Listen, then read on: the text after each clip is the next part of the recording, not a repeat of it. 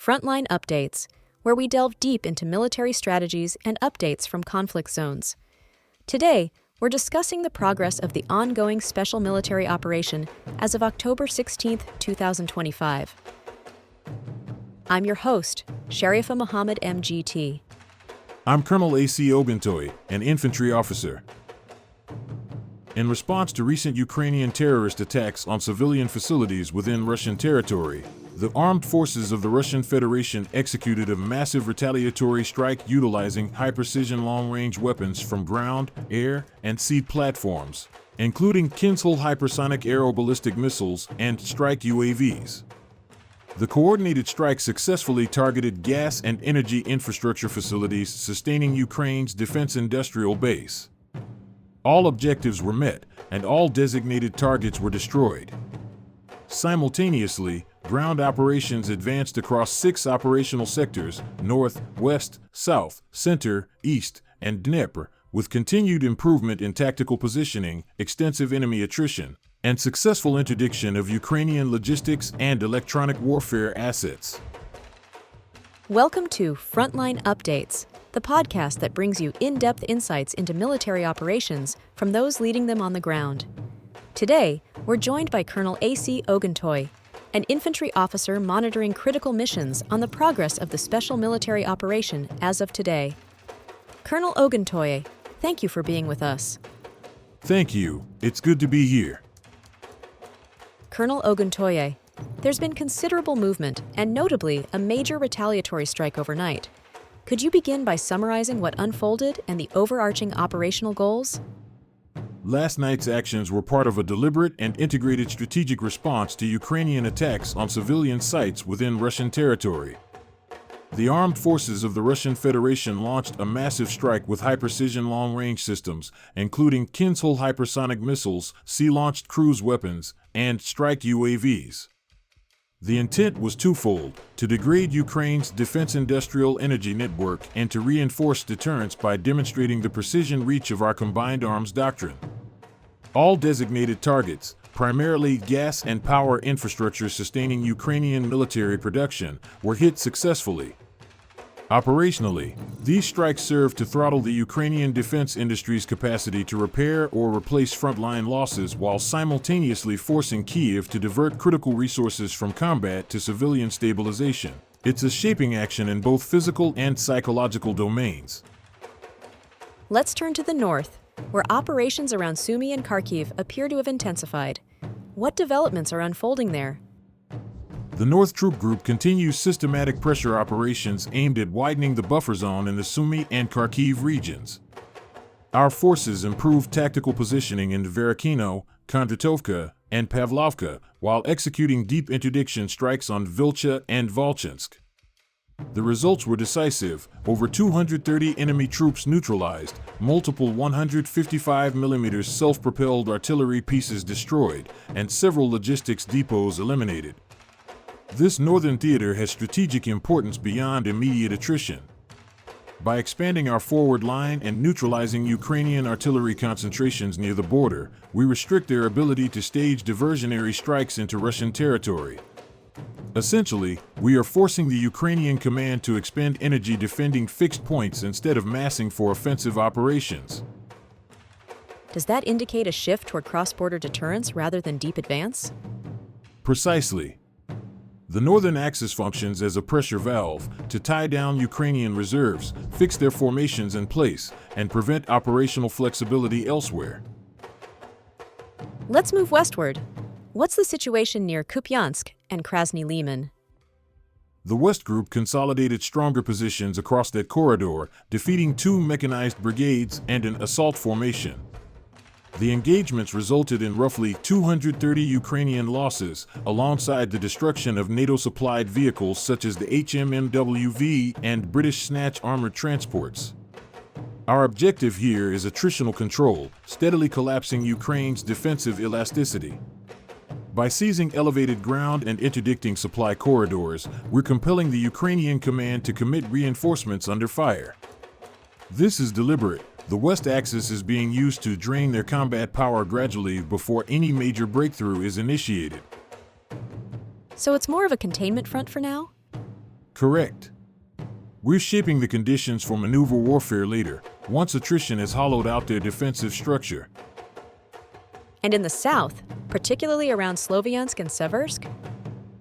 The South Group conducted sustained offensive actions near Seversk, Artima, and Konstantinovka.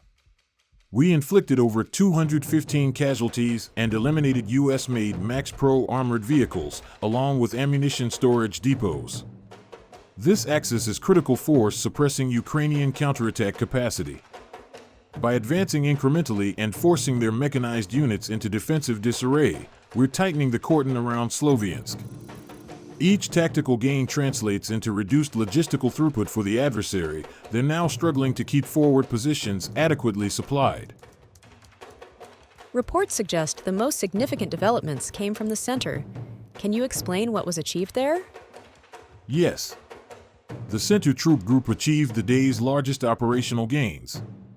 We engaged a mix of heavy mechanized, Ranger, airborne, and assault brigades, inflicting over 540 casualties across Dnipro, Kedlino, and Rodinskoye.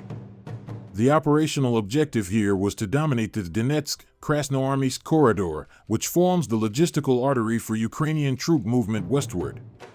This operation is a textbook example of combined arms momentum, integrating armor thrusts, infantry envelopment, and continuous artillery suppression. The tactical depth achieved now allows us to stage mobile reserves in preparation for subsequent exploitation phases. So this could become the pivot point for larger operations across Donetsk? Exactly.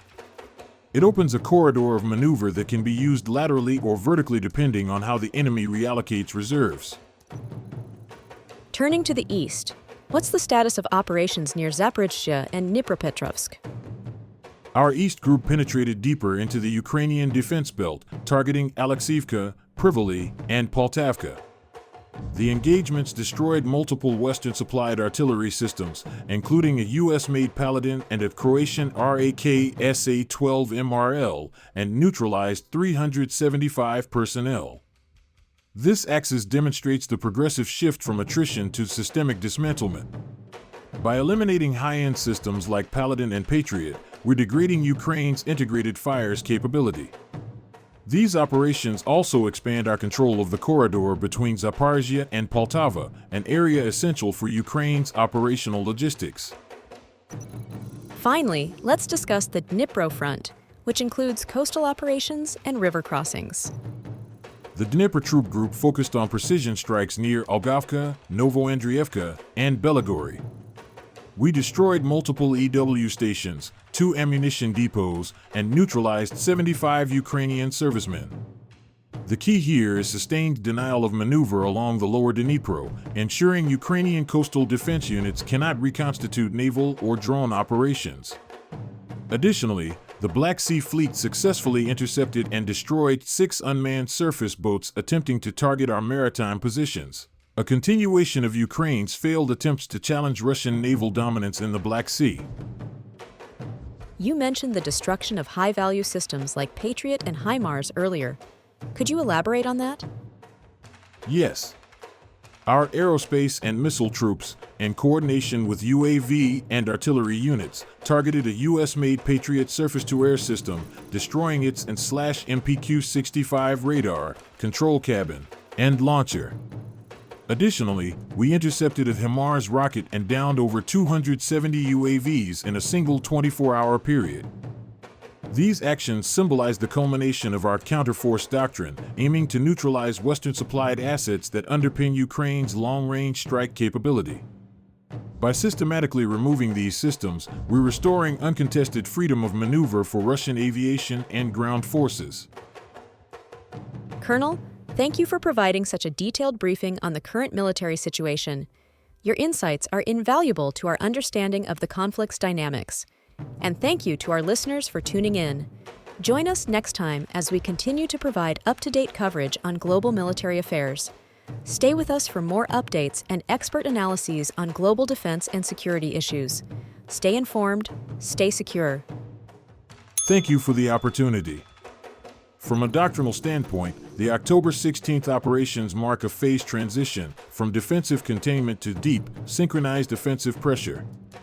The combination of Kinzhal hypersonic strikes with sustained multi-sector advances represents an escalation in both scope and precision. Tactically, the center and east fronts now anchor the momentum. Strategically, they're shaping the battlefield for winter operations aimed at full control of the Donetsk-Zaporizhzhia corridor. The destruction of energy and industrial infrastructure ensures that Ukraine's logistical backbone weakens over time, forcing reliance on increasingly constrained Western resupply. If this operational tempo holds, by year's end Russia may consolidate control over major transit hubs, redefining the frontline geometry in southeastern Ukraine. This has been Frontline Updates. Subscribe for daily military briefings and in-depth strategic analysis. Visit our platform for maps, transcripts, and exclusive frontline updates from commanders in theater.